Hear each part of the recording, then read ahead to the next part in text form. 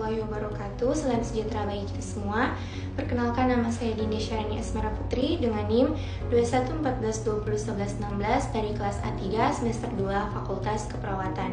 Dalam penugasan video yang diupload di sosial media kali ini, saya akan memenuhi tugas untuk ujian akhir semester dengan mata kuliah Konsep Dasar Keperawatan 2 dengan dosen pembimbing Dr. Wiwit Ciptaningsih, Nurse Eskap MMR, dengan materi yang akan saya bahas yaitu cara pembuatan asuhan keperawatan menurut 3 buku ini, yaitu yang pertama Standar Intervensi Keperawatan Indonesia, yang kedua menurut Standar Diagnosis Keperawatan Indonesia, dan yang ketiga menurut Standar Keluaran Keperawatan Indonesia atau bisa juga disingkat sebagai SDKI, SLKI, dan SIKI.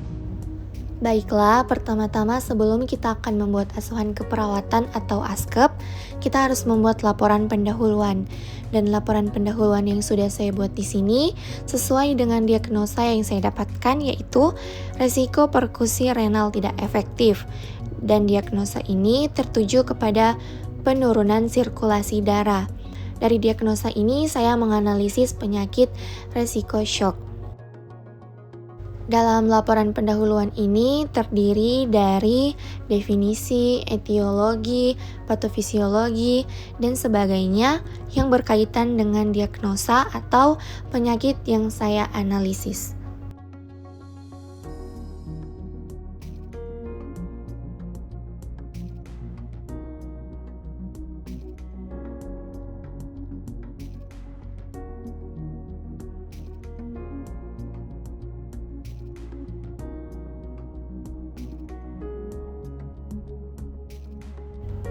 Kemudian sekarang kita sudah masuk ke tanda dan gejala-gejala dari penyakit risiko shock, serta penyebab dan klasifikasi dari penyakit risiko shock.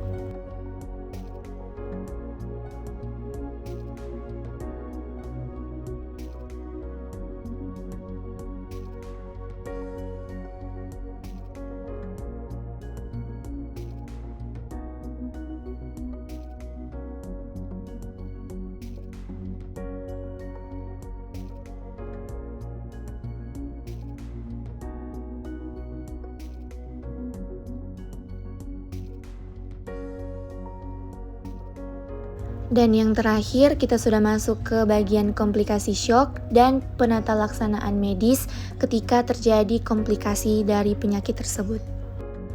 Baiklah, itu tadi isi dari laporan pendahuluan sesuai dengan diagnosa yang saya dapatkan, resiko perkusi renal tidak efektif. Dan sekarang kita sudah masuk ke pengkajian asuhan keperawatan atau ASKEP.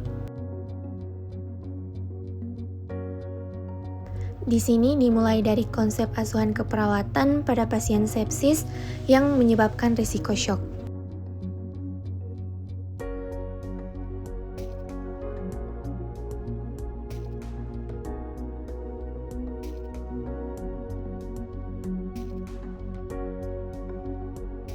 Kemudian lanjut ke klasifikasi sepsis dan etiologi sepsis. Lanjut di sini ada fisiologi sepsis, ada patofisiologi sepsis, manifestasi klinis, diagnosis, dan jenis-jenis dari terapi farmakologi penyakit risiko shock.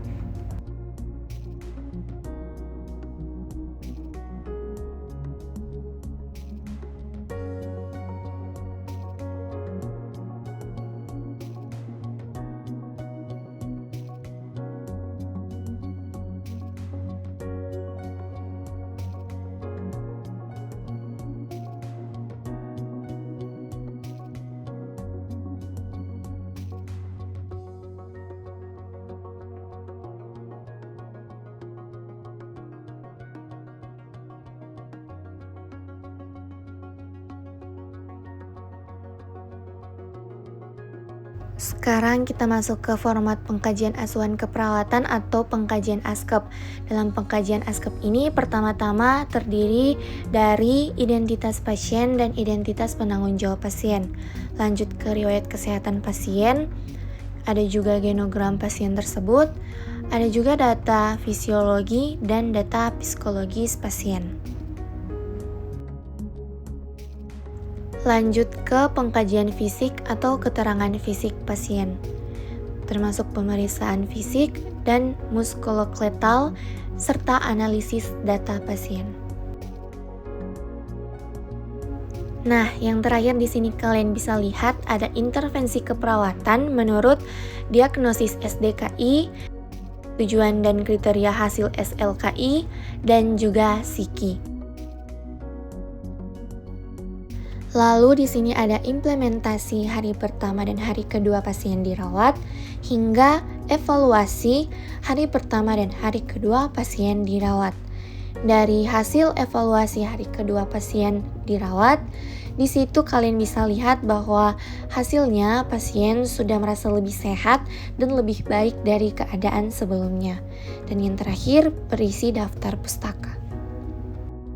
Baiklah, itu tadi saya sudah selesai menjelaskan tentang cara pembuatan asuhan keperawatan dan juga cara pembuatan laporan pendahuluan, yang dimana yang saya contohkan tadi sesuai dengan diagnosa yang saya dapatkan, yaitu risiko perkusi renal tidak efektif dengan penyakit yang saya analisis, penyakit risiko shock.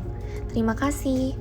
Nah, untuk kalian teman-teman yang sedang bingung untuk melanjutkan perguruan tinggi atau perkuliahan di mana, langsung saja bergabung bersama kami di Universitas Pembangunan Indonesia atau UNPI Manado. Agar lebih lengkapnya, kalian bisa mengakses link di bawah ini, itu unpi.ac.id. Di sini kalian bisa melihat langsung latar belakang kampus, profil kampus, serta link untuk pendaftaran sebagai mahasiswa baru. Ayo, tunggu apa lagi? Mari bergabung bersama kami di Universitas Pembangunan Indonesia Manado agar bisa menjadi lulusan mahasiswa yang bertanggung jawab, berkompeten, dan berguna bagi bangsa dan negara.